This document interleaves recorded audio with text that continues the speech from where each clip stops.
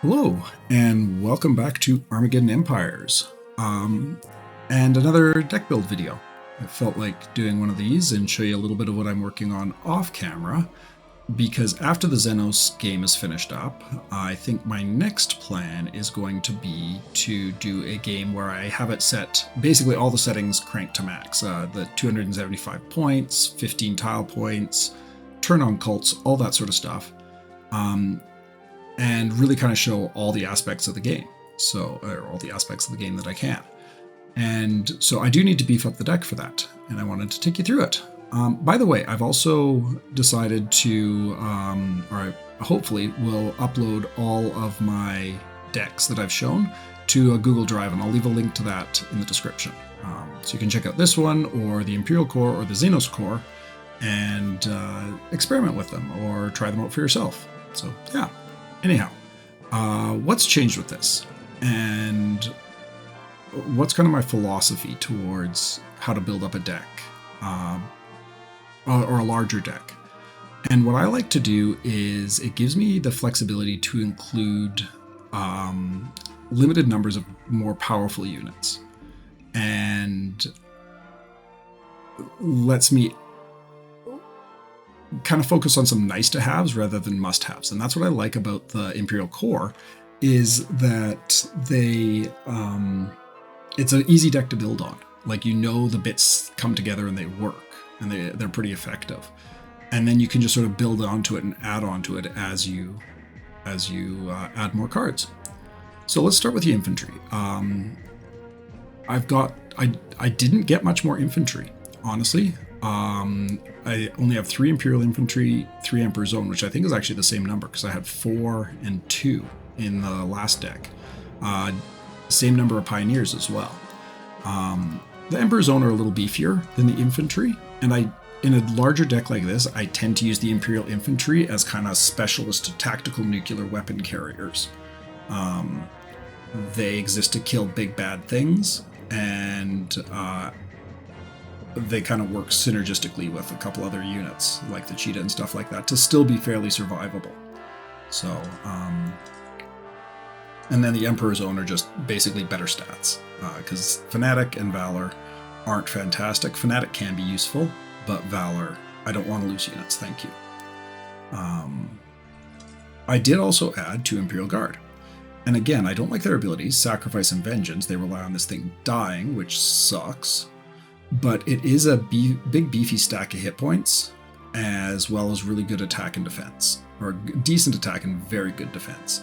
So the thing I like about these guys is they're good line holders, and they can operate without support from a Cheetah, whereas both the infantry, especially the infantry, but even the Emperor's Own, kind of need the support.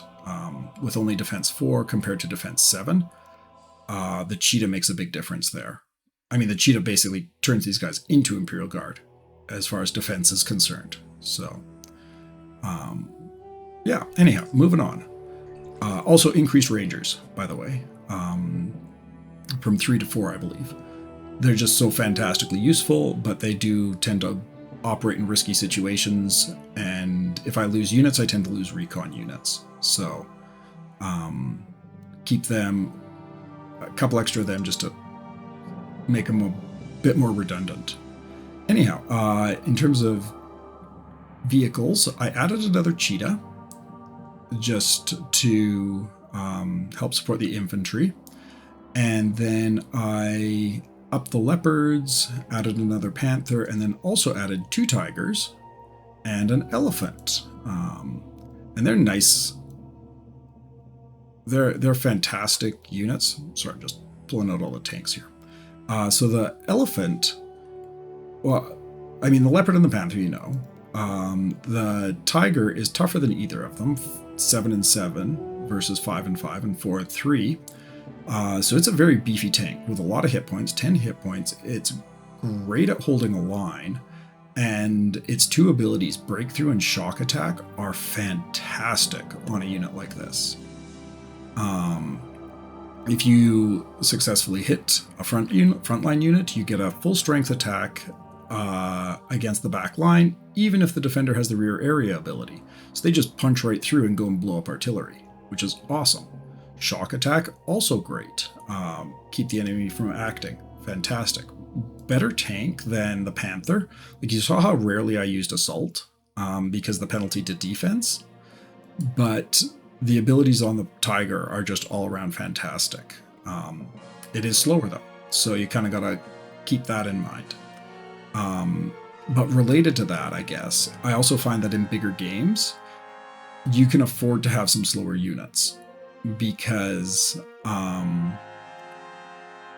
if you're using them on the attack, they just sort of, ideally you've found the enemy base anyhow, like you're not scouting with this army, but you're plotting it towards the enemy base to crush all before you. So it doesn't matter if they move a bit slower, especially if you mitigate it with a general like Carter Powell, who reduces the action point cost to move, or I guess they don't have anybody that actually increases their movement speed, but anyhow,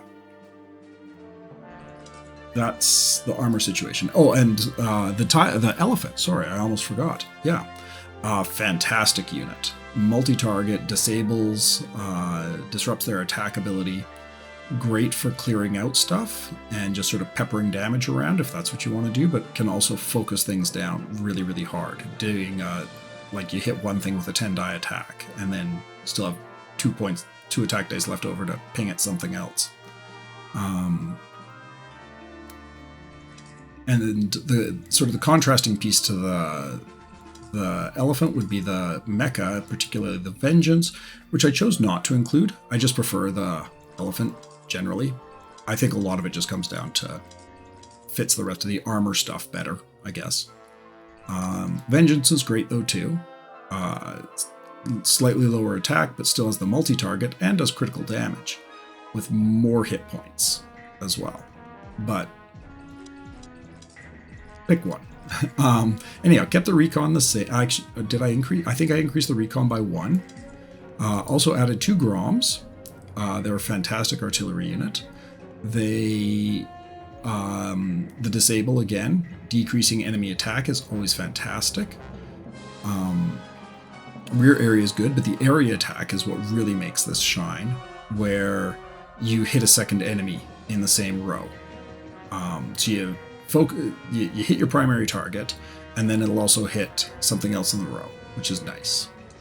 Better than the shock attack on the Reapers, I think, which is the other slow artillery, just because ideally you're running around with a Tiger, which also has shock attack. And not much point in having more than one shock attack unit in an army, I don't think. As far as spec op teams, I added the forward air controller because if you are planning on hitting enemy targets with air units and stuff like that, or relying on your air units, which the Imperials definitely can, the forward air controller gives a pretty significant boost to the Joint Strike Fighter, going up to attack 9 on ground attack missions, and then of course attack 10 on the Nightwing, which is amazing. As far as generals go, I added Winston Lau, mostly so that I could have another tactician who could also serve as a general. He's not the greatest of generals. Otherwise, Raider ain't bad, but stealth is pointless.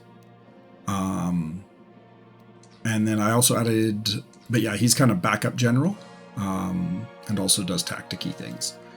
I've also got Carter Powell, who is fantastic on the attack with one of the slower armies, where he decreases the AP cost, which will make it easier to kind of keep the units in the field, and also makes it cheaper for him in terms of action points to move around.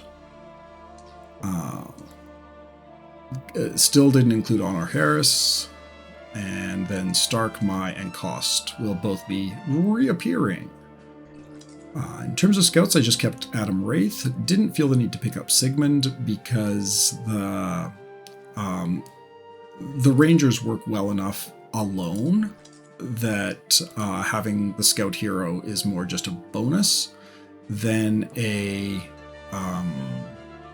anything else. As far as agents, I kept Carlos and I added Artemis Vance. Artemis Vance is really good as a defensive spy. Espionage is worthless in this game. It doesn't. It lets you know how many action points and stuff that your enemy get as a bonus and things. It doesn't help win you though. So anyhow, he can go stealthy, but he also increases action points and makes it tougher for enemies to pull shenanigans in your capital or in wherever the intel center is, and he is. So that's handy.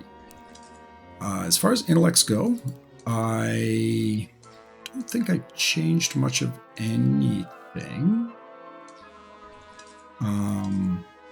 Maybe I added Milton? I can't remember. But didn't include Strangelove because tactics is pretty well handled amongst my generals. I hope at least. It's always a risk with the larger deck size that you might not get the commanders that you need and stuff like that because you can only ever have one of them, which is one of the reasons why keeping decks small is advantageous. But yeah, still have the Imperial Palace, just didn't want to spend the points on it. Added an extra firebase. Having some redundancy with that, especially on a huge map, is important, I think. And added an extra research lab, war college, and intel center. Again, just to offer some redundancy, operating with a larger deck size makes it... I don't know, you don't want it to be the last card in your deck that you draw, is basically what I'm saying. So yeah, anyhow, that is the deck. Let me know what you think. I've been enjoying it so far, and it's been performing pretty well, but I am, of course, open to suggestions. If there are things that you would be interested in seeing or me try out, I'm more than happy to. And yeah, other than that, I will catch you in the next episode. So, cheers.